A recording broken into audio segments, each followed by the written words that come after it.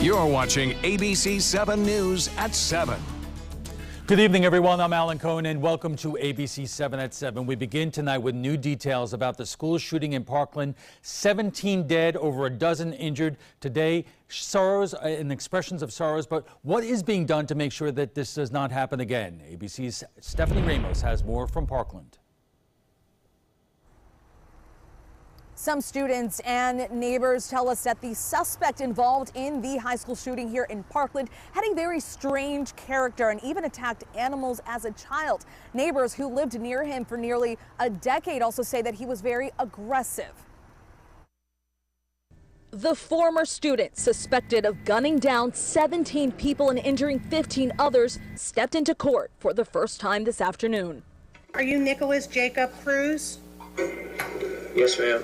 19-year-old Nicholas Cruz is facing 17 counts of premeditated murder. Mr. Cruz, you're going to be held without bond until further order of the court.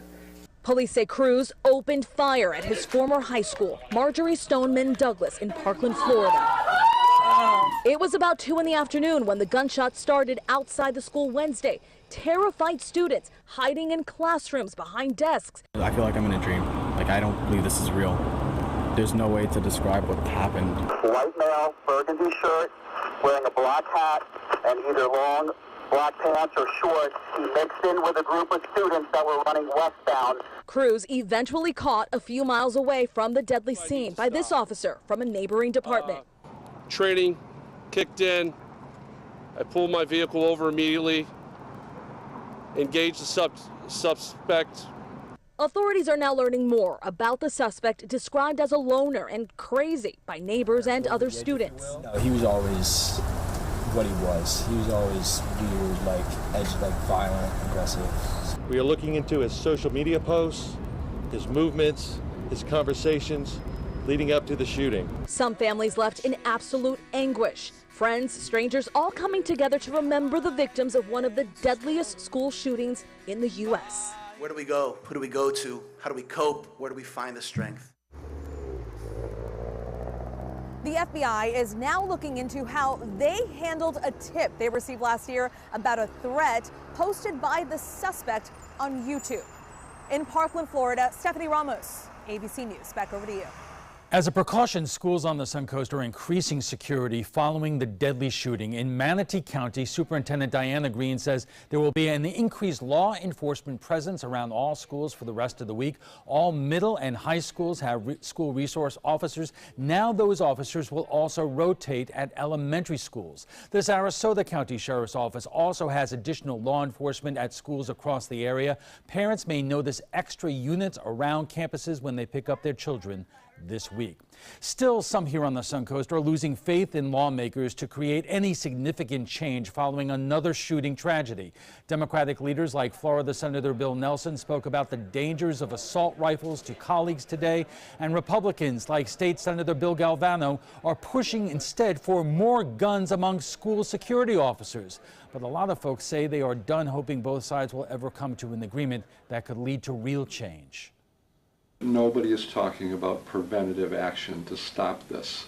And it can be stopped, and it's not really rocket science. But I do believe there are things that probably can be done to certainly lessen the danger of it. But I think, again, all other topics going on in our society today, we've reached a point where that conversation is probably not going to be had.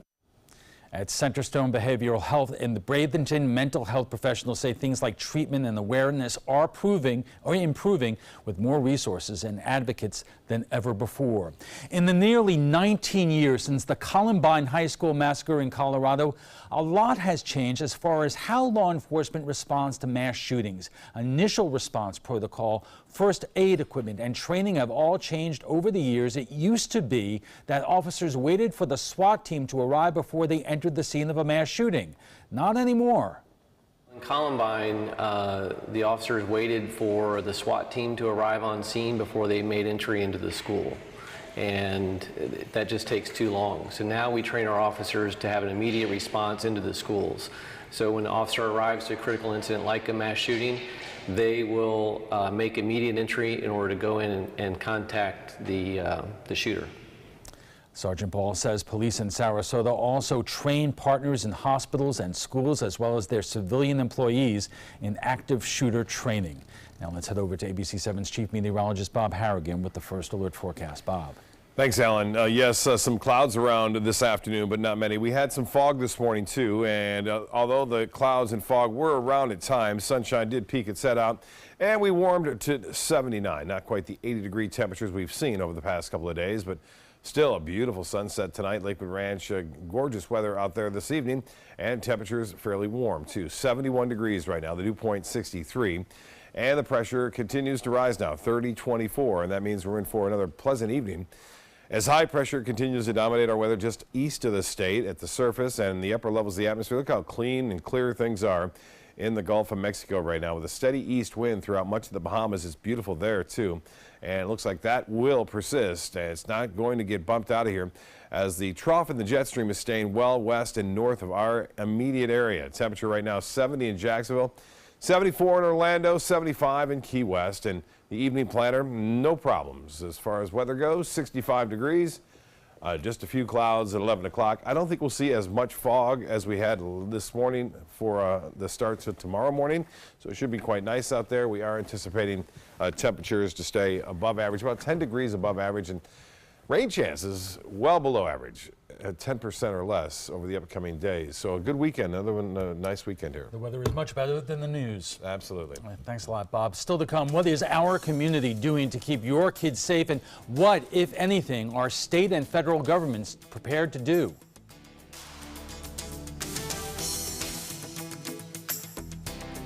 Tonight at 11 on ABC7, your Suncoast News. Good evening, I'm Jacqueline Matter. The 19-year-old accused of killing 17 students and staff at a Broward County high school is arraigned today. And the issue of gun control and mental health heats up here on the Suncoast following yesterday's mass shooting. And the latest findings revealed on the deadly flu epidemic that has swept across the country. Tonight at 11 on ABC7, your Suncoast News. We're here for you. Hi, I'm Janelle Hale, founder and CEO of the National Breast Cancer Foundation. No one should face breast cancer alone. When I was diagnosed 36 years ago, there was no internet, and I had to make a decision with little information. Early detection saved my life. It could save yours too. To learn what every woman needs to know about breast cancer, visit nbcf.org/hope. I heard about the Detoli Cancer Center through friends of mine who had been treated here and were very pleased with the treatment. If there is prostate cancer, we at the Detoli Cancer Center will find it using 3D color flow Doppler ultrasound. And that helped precisely identify where my cancer was and some additional cancers that were not found during the biopsy. I would recommend the Detoli Cancer Center. As a group of human beings, they are unbelievably great. Patriotism. It inspires passionate debate. It's worn like a badge of honor with good reason, because it means love and devotion for one's country. But what really makes up this country of ours? It's the people. To love America is to love all Americans. This year, patriotism shouldn't just be about pride of country. It should be about love. Love beyond age, sexuality, disability, race, religion, and other labels. Because love has no labels. Coast Guard, we are taking on water. The United States Coast Guard. They secure our ports and waterways, protect our environment, keep drugs away from our kids, and save lives. It's dangerous work. And in times of triumph or tragedy, the Coast Guard Foundation answers the call to support Coast Guard members and their families. Learn more at coastguardfoundation.org. Your daughter just had her first breakup. Do you A, put yourself in her shoes, B, console her, don't worry, sweetie. This is gonna happen a lot. or C, find her a new boyfriend? Nice single boys. That was weird. As a parent, there are no perfect answers. But you don't have to be perfect to be a perfect parent. Thousands of teens in foster care will love you just the same. Keep up with the Suncoast. Watch your favorite ABC7 shows on your streaming device. You send your children to school every day, trusting they're in good hands and will make it home safe and sound. Then you watch the devastating mass shooting in Parkland where dozens of children lost their lives and you worry, are my children safe? After several threats to Suncoast schools in recent weeks, ABC7's Jess Dowdrick is taking a look at how safe your kids are in area schools. Jess. Alan, you may not know it, but every single week, law enforcement says they're dealing with some type of threat made to an area school. In most cases, it's not a credible threat. Schools will continue on business as usual. But other times, these threats pose a real danger to students at school. And those are the cases that put the district's and law enforcement's emergency plans into action. An 11-year-old is arrested after bringing a handgun to school in Mayaca City. A threat on Snapchat sends a swarm of deputies to Riverview High School. And an area standoff puts 3 Northport schools into lockdown. Suncoast schools already facing numerous threats to student safety just weeks into 2018. We're serving almost 50,000 students, and parents need to feel comfortable that when their students come to school, they're going to be safe. Security is a priority throughout Manatee County School District to make sure tragedies like Wednesday's mass shooting in Parkland, Florida, don't happen here. In Broward County, 19-year-old Nicholas Cruz allegedly opened fire with a semi-automatic rifle at his former high school in Parkland, killing 17 people and injuring 14 others. He was arrested and charged with 17 counts of premeditated murder. Sadly, there have been copycat threats made today at other schools. We will respond to every threat. Back here at home, Manatee County School District is working to update their security measures. For instance, their security cameras that monitor the inside and outside of every school. We actually have a central command where people are monitoring those cameras. But despite the best monitoring, it can't stop every gunman. So Manatee County security is much deeper. Superintendent Dr. Diana Green says administrators are constantly getting refresher safety training to ensure they're cognizant of the world we live in, and that training is passed along to their students. See something, say something. We continue to remind our students about that saying. Now, as of 2 weeks ago, there's a way that students can say something anonymously. We just updated our app to add an anonymous bullying app so that we can have students report issues and hopefully we can get in front of those issues and be more proactive instead of reactive. The district working closely with local law enforcement. Every middle and high school is equipped with a school resource officer. Even a few elementary schools now have SROs, and more officers could be added to schools as soon as next year. Their primary function is the safety of the campus. But school resource officers also act as guidance counselors and teachers for kids when they're on campus, building relationships and trust with students in hopes that students will indeed say something when they see something. You know, most of the things that occur or are said are just being said and aren't carried out, but there may be that one opportunity that, you know, that information does lead to something that does cause something to not happen. The Manatee County Sheriff's Office encourages students and parents to use the anonymous tip line, Crime Stoppers. Then those tips can be sent to the school resource officer to investigate. And that process, you know, can lead to rewards up to, you know, $1,000. Let's head south to Sarasota County to see how their security procedures compare. Sarasota County Schools focuses on 4 pillars. First is knowing something about the people who have access to children, which means ensuring thorough background checks are done on all employees and visitors. Second is the physical security of campus. During Wednesday's mass shooting, Cruz was at the school at dismissal time and was able to make his way inside. It's something that we've spent a great deal of attention, time, and money on in the last couple of years. Some newer campuses, like Atwater, were built with security in mind. And at the other end of the spectrum, we have campuses that were built well before Columbine, where you just thought different about student security. And so you look at those campuses and say, how can we make them more safe and secure? And we do that with fences and cameras and entryways. The third pillar focuses on school plans, having a plan in place and practicing that plan so that everyone is prepared if something were to happen. And the last pillar is the relationship with local law enforcement, specifically student resource officers. SROs are found in every middle and high school in the district. Anything a patrol deputy would do on the street, a school resource deputy can do in the school. So anything from a lost or stolen cell phone report to a fight in the cafeteria. They're also there for students to talk to. We don't want students to see a cop in the courtyard and be afraid to go talk to him. You know, we want them to say, hey, Deputy Scott, we want to be approachable so that we can talk about the little things so that when the big things come up, they feel comfortable talking to us. Authorities say Cruz was a troubled teenager who posted disturbing things on social media before this shooting spree. He was a former student of the school where authorities say he was expelled, so he knew these security procedures like the back of his hand, Alan. Jess, thank you. In a moment, one of the NRA's top lawyers, a national expert on school safety, the deputy superintendent of Sarasota Schools, a psychologist, and the politics of it all at the Trapezoid.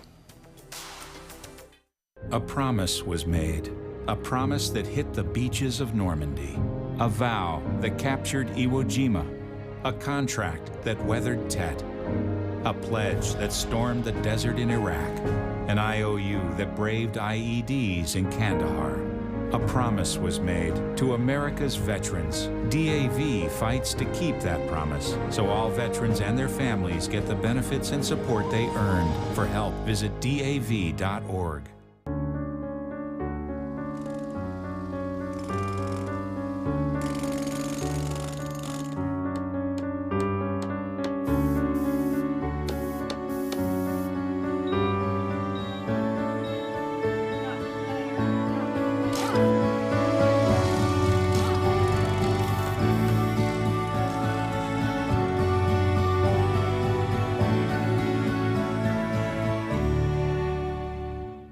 My name is Haley. I have Fragile X syndrome. I work with Chartwells at Einstein's and FAU. I like being up front and interacting with students. The students are very nice and very hungry. Having a job is a big ticket for independence. Hi, this is Dan Marino. When your business recruits people with disabilities, everybody wins. To find out how, go to disabilitieswork.employflorida.com. I love taking care of my mom. It wasn't easy at first. She learned how to better communicate her needs. And you learned how to not ignore yours. I discovered how to make healthier meals. And I discovered how much I enjoyed them. Becoming a caregiver is a learning experience for everyone. Find articles, tips, and tools from experts and others who have been in your place. The Caregiving Resource Center at aarp.org/caregiving. Here's something we bet you didn't know. Nearly half of all cancers can be prevented. That's right, half.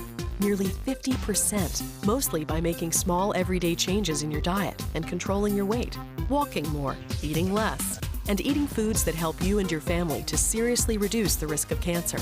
And of course, by not smoking. Visit the Cancer Prevention Together We Can website and get a free 30-day planner filled with tips, recipes, stats, and more about protecting your family. Go to prevent50.org.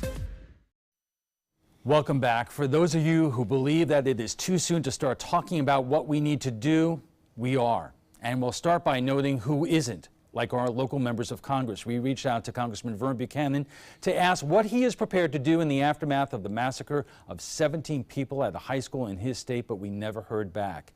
We reached out to Congressman Tom Rooney as well, but we were told he was not available. We reached out to Senator Marco Rubio, and we never heard back. And we contacted Senator Bill Nelson, who talked on the Senate floor and to the television networks, but not to us. But joining us is Sarasota's newest state representative, Margaret Good, who was elected just this week, sworn into office yesterday, and is traveling back from Tallahassee as we speak. Representative Good, thank you for joining us. And let me ask you this, because we've heard Governor Scott say today that next week he is going to talk to legislative leaders about doing something in terms of mental health and school safety, and he's not taking anything off the table. Specifically, what would you like the legislature to consider? Alan, you know, this is such an important issue, and my heart aches about this news, but we need to actually take some action. I believe that we need to give schools the funds that they need to stay safe, and in my mind, that includes having enough public funds to build infrastructure to, for instance, have a single entrance in the school. So it's much harder, much more difficult for people to go into the school. I also think we need to make sure that we have adequate funds for SROs, for safety officers in schools, and that we are working on safe school design, which costs money. We need to make sure that our public schools have adequate funding to keep our children safe. But I think that there is, that's just one part of the issue, and we really need to talk about some sensible gun Right, control. Margaret, let me ask you this while we have time. Is it time for the state to talk about semi-automatic weapons like the AR-15 that was used in Parkland, and also the size of magazines that are sold to consumers in Florida? Is it time for the state to do something about that? 3 of the 10 most deadly mass shootings occurred in the last 5 months. I think it's time that we start really talking about what's going to make a difference, what kind of gun regulation, gun laws we can enact that will make a difference. And I think that we need to make sure that we are not selling guns to violent criminals, to known or suspected terrorists. We need universal background checks. When it comes to public schools, we need to make sure that we have wraparound services so that there's mental health counseling in schools if necessary. And then, of course, closing the gun show loophole, I think, would also help to prevent some of this violence. Okay, State Representative Margaret Good, thank you very much for joining us today. We are just getting warmed up on this broadcast, and we'll have much more after we check the first alert weather, so stay with us. If you're looking for the perfect trip that allows you to spend quality time with a family, then discover the great outdoors on an Alabama Black Belt adventure. Create unforgettable memories while hunting, fishing, or biking and hiking. Or play the Robert Trent Jones Golf Trail, now celebrating 25 years. And while you're here, enjoy the flavors of the Black Belt. Book your adventure at our lodges or stay in the Renaissance Montgomery Hotel and Spa. Start planning an Alabama Black Belt adventure today. It's been about a month, and I can honestly say I've seen the change in me.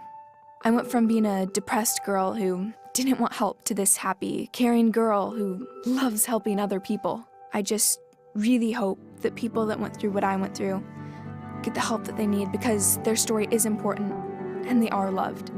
Thank you so much for everything.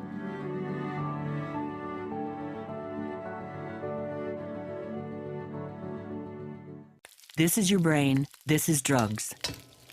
This is your brain on drugs. Any questions? Yeah, I have questions. Prescription drugs aren't as bad as street drugs, right? Weed's legal, isn't it? Drinking is worse than smoking weed. Isn't it? Why is heroin so addictive? Molly just makes you feel happy. I have questions. Mom? Dad, did you ever try drugs? They're going to ask. Be ready. Go to drugfree.org. A message from Partnership for Drug-Free Kids. Stay connected to your clients and new customers using ABC7 digital media services. Our team of professionals provide a wide array of digital services to help you get the most out of your website. We specialize in building and helping you maintain the most effective digital solutions for your business. It's vital that your online presence stands out, so our experts will equip you with the best resources available. Trust ABC7 digital media services to give you the right tools to grow your business. This is the story of a boy who was very sensitive to lights and sounds. So he built secret hiding places where nothing could get in. The boy didn't like looking people in the eye. It made him feel uncomfortable. One day, he found out he had something called autism. His family got him help, and slowly, he learned how to live with it better. Early intervention can make a lifetime of difference. Learn the signs at autismspeaks.org. Our conversation continues right after we get a check on the first alert forecast with Chief Meteorologist Bob Harrington. Bob. Thanks, Alan. Another gorgeous day. A string of temperatures in the 80-degree range has ended today. Got to 79 only, but 8 days of 80-degree temperatures. Our normal high this time of year 73, 74 degrees, so it's been unseasonably warm and beautiful out there on the waters for today. Looks like that'll stick around too. Well, staying warm, that's going to be the rule as a result of a large area of high pressure, which continues to stay pretty much right over the top of us at the surface and the upper levels of the atmosphere. We'll have some fog tomorrow. It's possible, but not as much as we saw this morning, where it was rather thick, especially inland counties. And I think that fog will be back a little thicker on Saturday morning. Rain chances staying extremely low, 10% only for a few passing showers late in the day due to the daytime heating. Now, our highs tomorrow will be in the upper 70s near the coast, low 80s inland. You can just see this from review, what's been going on since this morning for the past 12 hours. These clouds just kind of going around and then spinning off to the southeast once they get into the Atlantic. It's going around a large dome of high pressure, which is sinking air, and that air has to rise in order for clouds to form and showers to develop. We don't see that happening right now, and it's going to pretty much stay that way too, it looks like, until we almost wrap this month up. So expect the next couple of weeks to be pretty warm. Now, we will start to cool down, I think, in about 2 weeks from now. So just into early March, we'll get back to highs in the low 70s and lows into the lower 50s. So if you're missing that cooler weather, it'll be back for a short time, I think, before we really get into spring. Current conditions that we have 71 degrees under clear skies and the dew point 63, winds out of the west-northwest at 6. The pressure way up there at 30.24. The high today, well, it wasn't 80, but it was close to it, 79, and 73 is our average, 88 degrees, the record set in 75. Temperatures a little bit cooler near the water, with the water temperature still pretty warm for this time of year. That's running about 10 degrees above average. And in Waterleaf it's 74, 72 in Parrish. Palmair, you're at 72, 69 in Siesta Key. Northport, you're a little bit warmer, 75. Tomorrow, Northport, you'll probably warm up to right around 84 degrees, while the beaches will see a high right around 78, 79. Well, current temperatures, it's pretty warm across the entire state. 70 in Jacksonville. Yesterday, they were dealing with the 50s, so that cold front is faded away now. The Gulf water temperature is 73. Typically this time of year, that's 63. 77 in Arcadia now, and 77 in Wauchula, 69 in Cortez. The big Cortez seafood taking place this weekend. Again, seafood festival taking place right there at Cortez Village. It should be good weather for that. You can see a little bit of fog tomorrow morning. The fog will stay mainly inland and to the north of us, I think. But as I said, it will be back on Saturday morning. Better chances for that happening. So let's get to the 7-day forecast and show you what's happening as far as that goes. First, the boating looks good. Seas running 1 to 2 feet with a light chop out there. And pretty much the same story on Saturday and Sunday. So if you have a boating trip planned this weekend, looks to be good. And temperatures staying warm, unseasonably warm right through Thursday. I mentioned everything's going to stay pretty warm for the upcoming 10 days, it looks like, and then things start to cool down back to average. Al will be back with his guests right after this. Stick around. Raycom Sports and Blizzard Entertainment are debuting a new 5-part series. It's called Heroes of the Dorm, and students from the Atlantic Coast region are competing in Blizzard's Heroes of the Storm for over $500,000 in scholarships and prizes. The tournament features teams from colleges across the United States and Canada battling in Heroes of the Storm, featuring characters and lore from almost 30 years of Blizzard Entertainment. We also go behind the scenes with some of these gamers to see what they're doing when they're not playing video games. My name is Stephen Jaffe. The law firm's name is Farmer Jaffe. One of the beautiful things about Julius is he's always smiling, and it becomes infectious. The fact that Julius has a disability has absolutely nothing to do with the quality of work that he's done. Just a great person you want on your staff. Hi, this is Dan Marino. When your business recruits people with disabilities, everybody wins. To find out how, go to disabilitieswork.employflorida.com. For more than 100 years, American Humane Association has been teaching kids to be kind to animals. Those in our homes, on the farms, on the silver screen, and wildlife conservation, caring for the world's vanishing creatures. But we can't do it alone. Visit kindness100.org to find ways to teach kids how they can make a more caring, compassionate, and humane world for all of us. Meet Blue. Blue's not feeling well. The prescription? Generic medication. Blue wonders, do they really work as well as name brands? Yes, generics and name brand medications do work the same. Even though they may look different, generics have the same key ingredients. FDA approval is equally rigorous for generics to make sure they're as safe and effective as name brands. And Blue even saves some green, making him a little less, well, blue. Talk to your doctor about generics and visit fda.gov/generic drugs. Selfless service is the principle that guides Army National Guard soldiers to be ready whenever disaster strikes. They have a stake in the well-being of the neighborhoods where they live and work. They train part-time to be ready to serve at all times. Selfless service, it's what inspires the men and women of the Army National Guard to be part of something greater than themselves. Visit NationalGuard.com to learn more.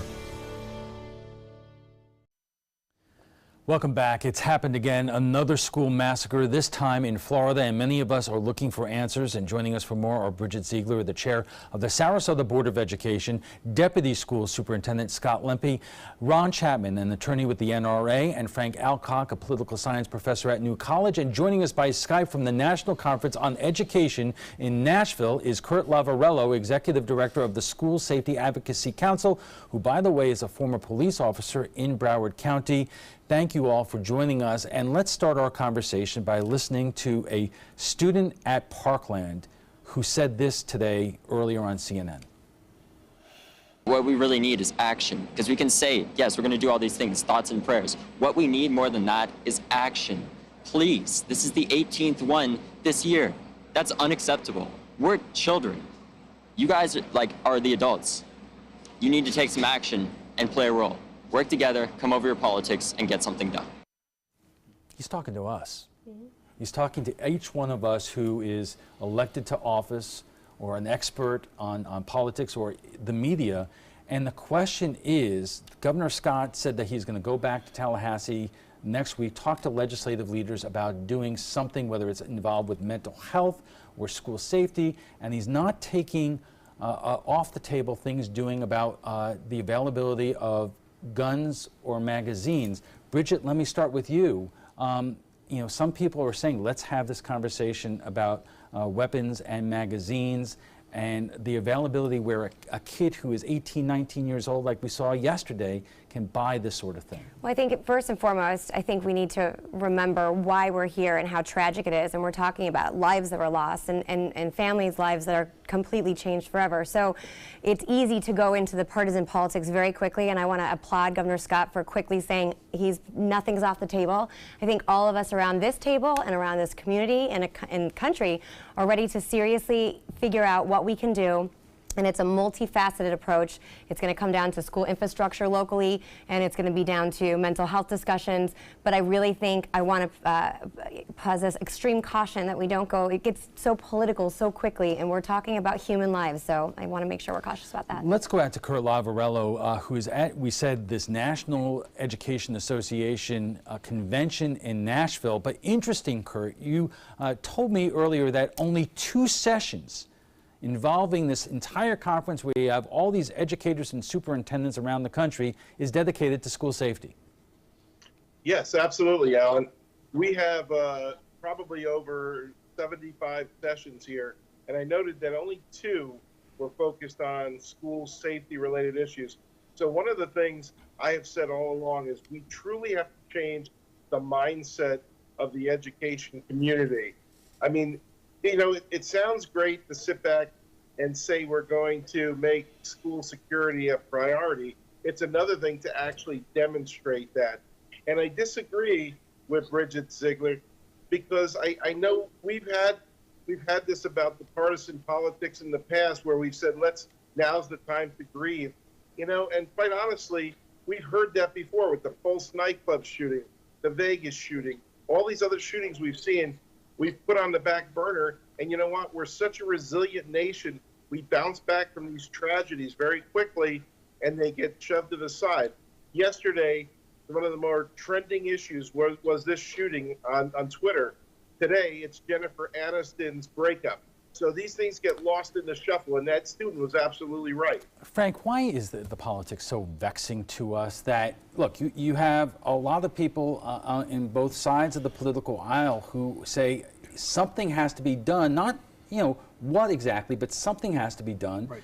And it's not strictly partisan because you have both Republicans and Democrats who are not for any kind of real discussion or movement on the issue of what we call gun control. So It's highly polarized, and I think everybody is shocked and horrified, and they don't like seeing these things happen, but it's interpreted very differently depending upon where you are on the issue. And so certainly you see a crescendo on the gun control advocacy side, we have to do something now. But on the other side, for Second Amendment supporters, sometimes these incidents, their reaction is we need to relax gun control issues. Where I think we might actually see some movement politically gets back to, I think, a really huge mistake, something called the Dickey Amendment in 1996, which prohibits funding for the CDC to be used towards researching gun violence. And that is something that today we saw the President's Health and Human HHS Secretary Azar actually said that he might move on that. Well, let me ask you all of this, because the one thing that the President mentioned today and the Governor mentioned last night and today was doing something about the relationship between mental illness and guns. You know, the President signed a bill when he first came into office that did away with an Obama-era law or rule that required the Social Security Administration to report those people who have been treated for mental health issues to the National Instant Criminal Background Check System. You know, you work with the NRA. Why, given what we are experiencing, did the President sign that law, and would the NRA be supportive of reversing course? No, they wouldn't be supportive, and the ACLU supported that particular legislation as well, with him, eliminating that type of restriction. And that restriction wouldn't have prevented this particular injury today or this particular massacre that occurred yesterday. It's a mental health issue, but it's not a mental health issue that we create some blanket rules that go to all of the fringes. We want to look at people that are purchasing firearms, look at their mental health, and we do. There are statutes on place. This person did not have a bona fide mental health issue that was recognized, that was treated, that was documented, that prevented him from getting a firearm. I want to get to two issues in our remaining time. One was this excruciating statement from the mother of a young girl who lost her life today. Let's take a look at that. The gunman, a crazy person, just walks right into the school, knocks down the window of my child's door, and starts shooting her, and killing her. President Trump, you say, what can you do? You can stop the guns from getting into these children's hands. Put metal detectors at every entrance to the schools. What can you do? You can do a lot. We could debate this all we want, but Bridget, I mean, obviously, that woman is in pain. We have to acknowledge that. But you know, she is saying that at this point, we got to get away from just our preconceived notions of what absolutely. to do. I would say that all day long, and I've heard from many people in the community. I myself, I mean, I even get choked up thinking about it. So as a mom and as a school board member who's there to represent the community, I take this very seriously. Safety and security has always been a priority. It's always an ongoing thing. What I want to make sure is that there was an element that she mentioned as far as metal detectors, and I think Scott Lemke, it was previously mentioned that. So this is a conversation we need to have. We need to have quickly. We also need to take certain protective measures when it relates to perimeter, single member access, and those are the things that are going on right now. But we need to fast track. Let me ask you about one other thing that I believe that you have spoken to about before, and that's arming school teachers. Absolutely. Oh no, I didn't say that. No, sorry. Okay. Well, I mean, that has been something that has been discussed. Whether or not teachers should be able to get trained and be armed in the classroom. What is your position on that? I'm personally I want us to go the route of the SROs. I've said that very publicly. I want us to work towards that. Right now we have an SRO in every middle school and high school. I've been a huge advocate of putting them in elementary schools. Law enforcement, we're very fortunate to have great relationships with our local law enforcement. I know the sheriff has brought forward some solutions because costs are expensive when you talk about SROs, so bringing in retired law enforcement officers that are in the area that would hopefully help us there. So that's an avenue I'd like to go and Scott, if you could address that, and also what some people do suggest, arm the teachers. So I'll speak for myself as a school board employee, not for the school board itself, but it's a ridiculous idea. Bringing more guns, and my background is military, so I speak with some credibility here. bringing more guns to a gunfight has never been the right answer. I absolutely believe, as Bridget said, that the right thing to do is leave that business to sworn law enforcement officers. And I think there are some creative ways you can get there and make it work within the budget, but arming teachers is not the answer. Well, one of the difficulties with that, every time we leave it to sworn officers, by the time this type of tragedy breaks out, they're always late to the game. They show up after the shootings have taken place. We have to train the people that are in the institution how to protect themselves, how to recognize, how to run, how to hide, how to get out of harm's way, and we do it all wrong right now. And Kurt, let me ask you this, because this is one of those issues that you are most concerned about. Yeah, I was. And one of the things Ron mentioned, you know, we have seen the elimination of funds in the state of Florida that have cut school resource officers. I can remember a time when I moved to Sarasota County, we had 40 some odd school resource officers working in not only every middle and high school, but elementary schools as well. We had intervention officers that would actually go out and meet with these issues that were going on in the community and bring this to the forefront. And a lot of those positions were cut within the last 8-9 years. So we've seen these cuts. So in one way, Ron's right in saying that, but the funding, the state can't tell me we can't fund officers in our schools. That is absolutely ridiculous. Let me give me have one day with that budget. I'll show you where we just going back to my earlier point. We are a sophisticated country, and we have the capacity to look at data at what might work and what might not work. We've been blocked as a nation for the last 20 years from even having our federal authorities, the CDC, to look at gun violence, and maybe that'll lift. But we've got to do that. We have to take a quick break, and we'll be back for final thoughts in a moment. So I kind of grew up all across the country. I come from 5 generations of military men. My dad is still active duty. My grandpa is retired Marines. I like going for runs with my dog. I love, taking her out to the dog beach over in Venice. There are so many things here to do on the Suncoast. My goal every day when I come into work at ABC7 is to tell your stories, give you that major local news and those details that you really care about. I'm Jacqueline Matter, and I'm here for you. My name is Julius. I have cerebral palsy. I work for Farmer Jaffe Weising Law Firm. I do a lot of data entry and scanning documents. I want to increase my working experience to make the company much better. At the end of the day, it's good to think of the day's work and to think about what I have accomplished. Hi, this is Dan Marino. When your business recruits people with disabilities, everybody wins. To find out how, go to abilitieswork.employflorida.com.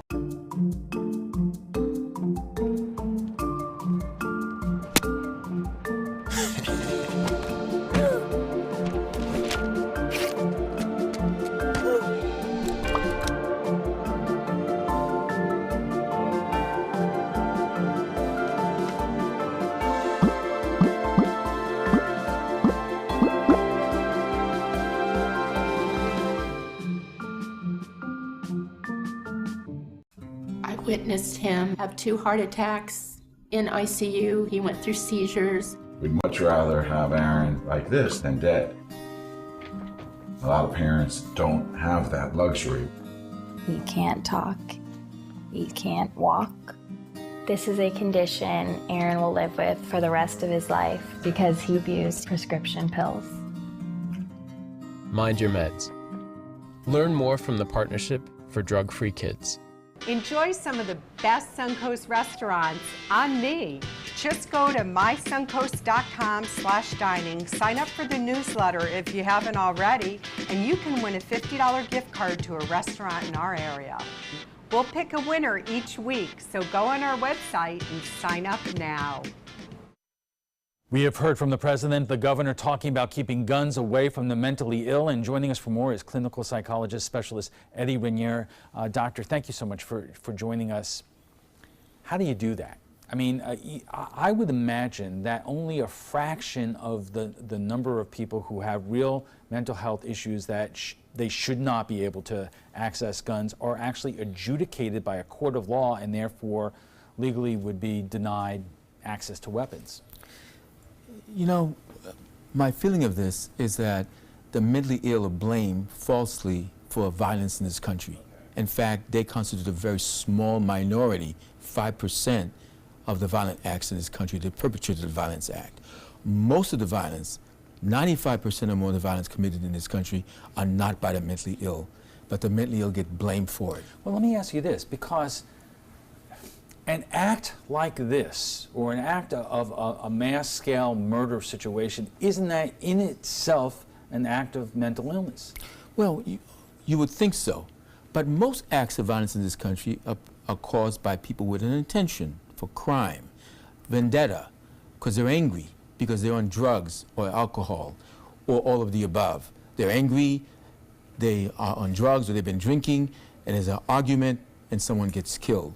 The other issue that we like to avoid is the ease access to guns. Wherever there's a lot of guns, there's also a lot of violence.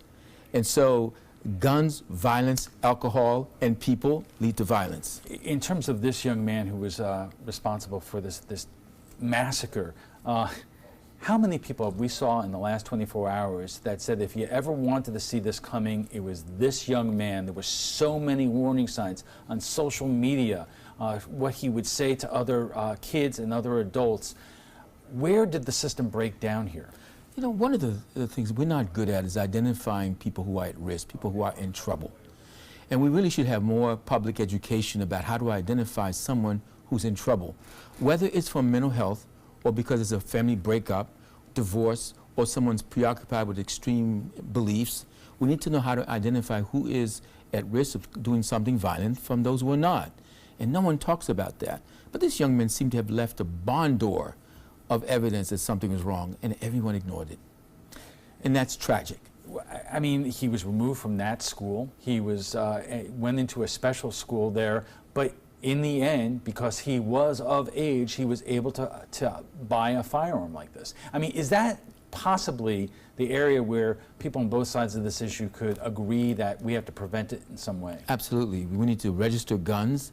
We need to have safe keeping of guns. Young people should not have access to them as easily as we have them today, whether they have mental illness or not. It's the ease and access of guns, and plus human beings who have trouble. And if, at least one thing we can do is identify those who are in trouble and get them the help that they need. Easier access to mental health services without stigma is what we need to move to. But this is a kid who was between homes. His parents, adoptive parents, died. Is it just a situation that the whole system failed? Yeah. In this case, a plethora of evidence that suggests that this person was at risk, and no one acted on it. Doctor, thank you so much. FYI, you can watch past discussions on demand. They're available on Apple TV, Amazon Fire, and Roku. And for the latest on local breaking news, don't forget to download the updated version of our app. If your current app doesn't work, it's expired, just go to the App Store and re-download it by searching for WWSB or My Suncoast. We want to thank all our guests for being here tonight. Bridget Ziegler, the chair of the Sarasota Board of Education, Deputy School Superintendent Scott Lempe, Ron Chapman, an attorney with the NRA, Frank Alcock, a political science professor at New College, Kurt Lavarello, executive director of the School Safety Advocacy Council, and Dr. Eddie Renier. When we return, we'll have a final look at your first alert weather, plus a football coach is being called a hero after his actions during yesterday's shooting. Stay with us. Credit card debt can ruin your life. If you owe $10,000 and minimum payments are siphoning away your paycheck each month, you can get debt-free in less time than you think. I've paid $800 a month for the past 3 years and haven't changed the balance on my credit card. Get debt-free now has a program to reduce your debt, stop the harassing phone calls, avoid financial ruin, and settle for less than you owe. I feel like a huge weight has been lifted off my shoulders. You're pre-approved for our special hardship program if you owe $10,000 or more. Upon payment of your new lower balance, your debt will finally shrink until you are debt-free. My family no longer has 30 years of payments ahead of us at 20% interest. There's no fees until you see results. So call now, make one monthly program payment, and free up your cash. Resolve your debt. Call 800-685-6422, 800-685-6422.